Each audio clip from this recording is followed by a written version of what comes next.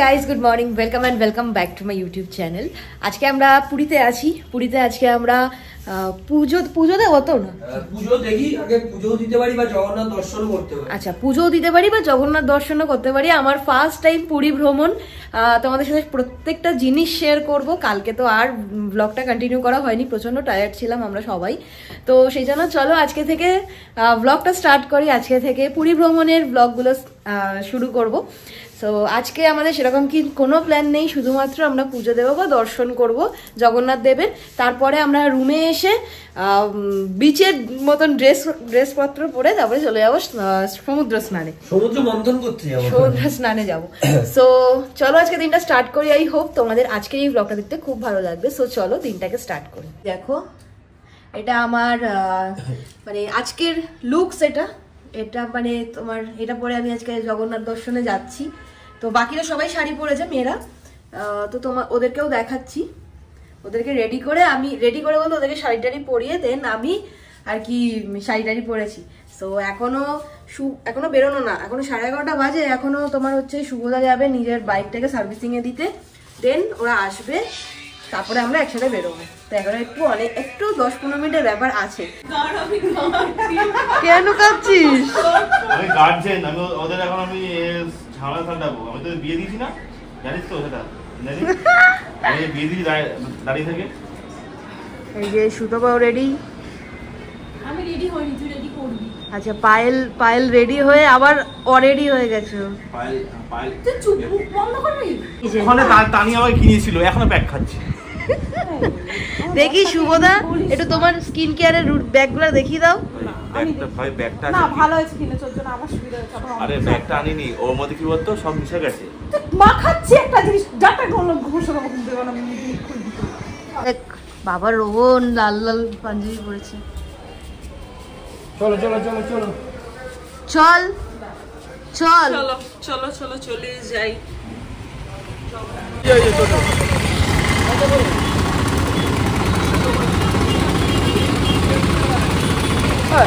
চারটে মানুষ যাবো, ওরা মন্দির সামনে গাড়ি ছাড়বে না।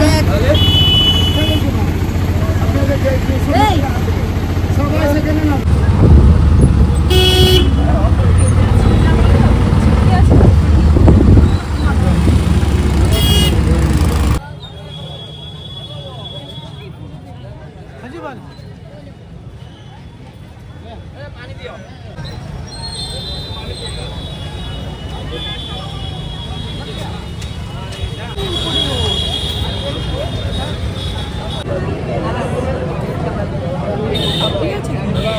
আমরা জাস্ট এই পুজো দিয়ে বেরোলাম, দর্শন করলাম, পুজোও দিলাম। আমার ভাইয়ের নামে একটা পুজো দেওয়া ছিল আমার মায়ের, তাই জন্য ভাইয়ের এই পুজোটা দিলাম, প্লাস রোহানের নামে পুজো দিলাম। তো মনটা ভীষণ ভালো লাগছে। জগন্নাথ বলরাম সুভদ্রার ফার্স্ট আমার দর্শন আর কি, একটা অন্যরকম ব্যাপার। আর এত ভিড় ছিল। তো এখন তো একটু খাওয়া দাওয়া করে নিই, তারপর বাকি ডিটেলসটা আমি দিচ্ছি একটু পরে। আমরা একটু খাওয়া দাওয়া করে নিই। আর বলেছে যে যাদের নামে পুজো হয়েছে তারা যেন আজকে নিরামিষই খায়। সে যাই হোক, চলো। রন, কেমন লাগলো? খুব ভালো, বহুদিন বাদে, অনেকক্ষণ অনেকটা ছোটবেলাতেই এসেছিলাম বলতে পারো। তো আমার আশা বললো ভেজ খেয়ে ভেজ একটা রেস্টুরেন্ট। বাকি সবটা পরে বলছি, খেয়ে নিয়ে আগে। দেখি চলো ভাই, পুজো দিয়ে খুব ভালো লাগলো, মনটা একদম ভালো হয়ে গেল। এবার আমরা ভেজ খেতে এসেছি, যেহেতু পুজো দিয়েছি আজকে থেকে আমরা কাঁকড়া খাবো, তাই না? আমরা দুজন খাবো। হ্যাঁ, আমরা দুজন খাবো। আমাদের আর কেউ খেতে পারবে না, বড়দের নামে পুজো, তাই তাই আমাদের তিনজনেরই ওর নামেও আমরা তিনজনেরই কি বলে ফার্স্ট টাইম পুরী দর্শন আর কি। ফাইনালি আমাদের শেয়ার করতে পারি। তো আমার আগে খাওয়া দাওয়া করে নিই, তারপরে দেখাচ্ছি। কথিত আছে কলিযুগে পুণ্যলাভ নাকি অনেক সহজ, তাই জগন্নাথ দেবকে বলেছিলেন, প্রভু আপনার দর্শনে তো সব মানুষের পাপমুক্ত হচ্ছে, এভাবে চললে তো পরিবেশের ভারসাম্য নষ্ট হবে। তখন জগন্নাথ দেব বলেছিলেন যমকে যেন যম স্বয়ং মন্দিরে ঢোকার 3 নম্বর সিঁড়িতে বিরাজ করে, এতে করে যারা আমার অর্থাৎ জগন্নাথের দর্শন করে পুণ্য অর্জন করে ফিরবে, তারা যখন সেই যমশিলাতে পা দেবে তখন সেই মানুষের অর্জন করা সমস্ত পুণ্য চলে যাবে। তবে এখন মন্দিরে ঢোকার সিঁড়ি বা বেরোনোর সিঁড়ি দুটোই আলাদা, তাই যমশিলায় পা দিয়ে মন্দিরে প্রবেশ করলেও বেরোনোর সময় আর পার দিতে হবে না।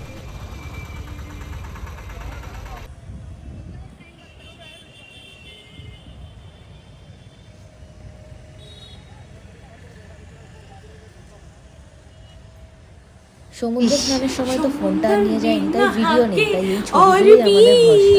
এই ছবিগুলো তুলেছিলাম আমরা নিচের মধ্যেই, একটা দাদা ঘুরে বেড়াচ্ছিল ছবি তুলে দেওয়ার জন্য, তো সেখান থেকে এগুলো তোলা, এগুলোই স্মৃতি।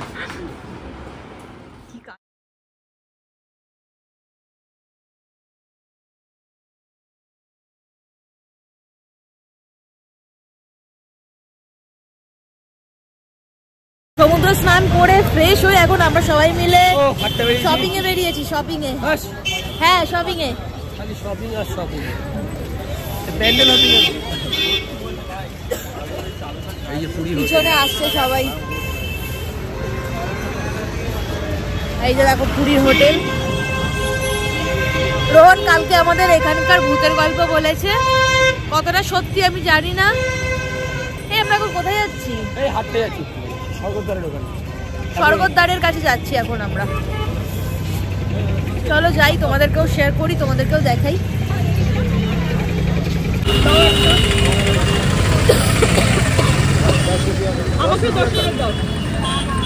ও আমরা ফুচকা খেয়েছি, কেমন এক্সপিরিয়েন্স বল? বলতে নেই, খুব মজা ছিল। আমি আর খাবো না, মনে হচ্ছে কিভাবে খেতে পারলে ভালো লাগবে। লাস্টে একটা ফাউ যেটা ছিল সেটাও খাইনি, বলছি আমি আর খাবো না।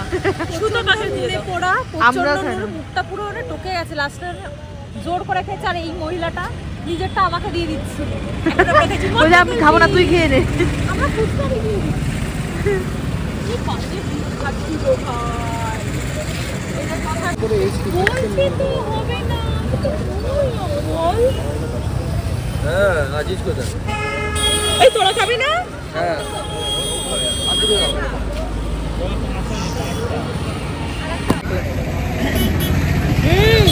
হেভি খেতে, খাও।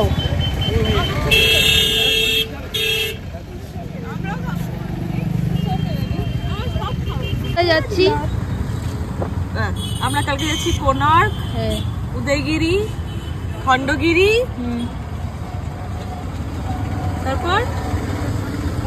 তারপর জানি না, নন্দন, নন্দন আর ধউলিগিরি। ধউলিগিরি, দারিংবাড়িতে আর যাওয়া হচ্ছে না আমাদের, তাই যাবো না আমরা। এখানে কি এরকম লোকজনকে দেখতে পারবো? এই তোমাদের পেছনে বসে রয়েছে। জানি শোনা, আমরা এখন মার্কেটে এসেছি, একটু সি বিচের সামনে একদম।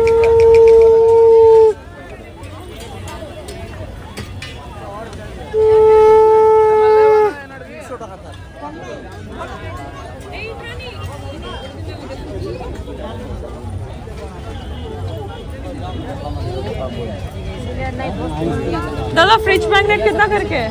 बड़ा वाला लेगा तो 50, छोटा वाला लेगा तो 30। কোন খাবি না? কয়েক কোটি কিলো চাউমিন খেয়েছি। এ কটা বলবো? হ্যাঁ 40 টা। দু প্লেট না 3 প্লেট। হাই ইন্দ্রাণী। হাই নন্টা নন্টি। हाय হ্যালো। ক্যামেরা হাতে ফোনটি। আমি খেতে চাই। এই ওখানে শাড়ি বিক্রি হচ্ছে।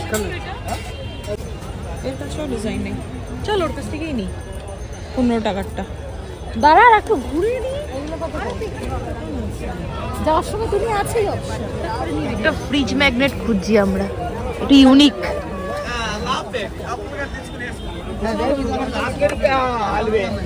এই দোকানটা দেখবি? হ্যাঁ দেবু তো লাগ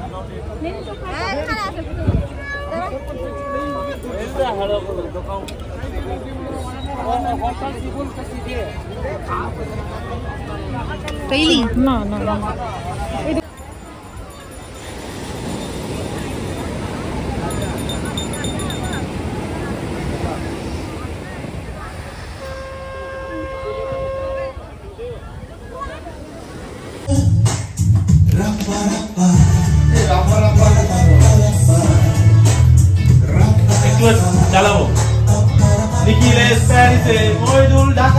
এখন সব বন্ধুরা মিলে আড্ডা, মজা, হাসি, গল্প গল্প সব করে টোরে এখন আমরা সবাই মিলে খেতে বেরিয়েছি।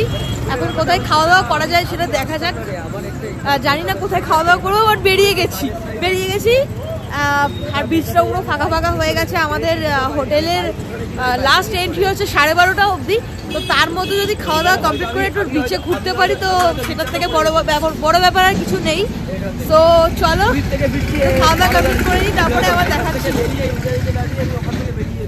এটা আমাদের ডিনার, রুটি, তন্দুরি রুটি। আর কেন হাসিস কেন তোরা? আমি বর্দা শুনলাম। ভর্তা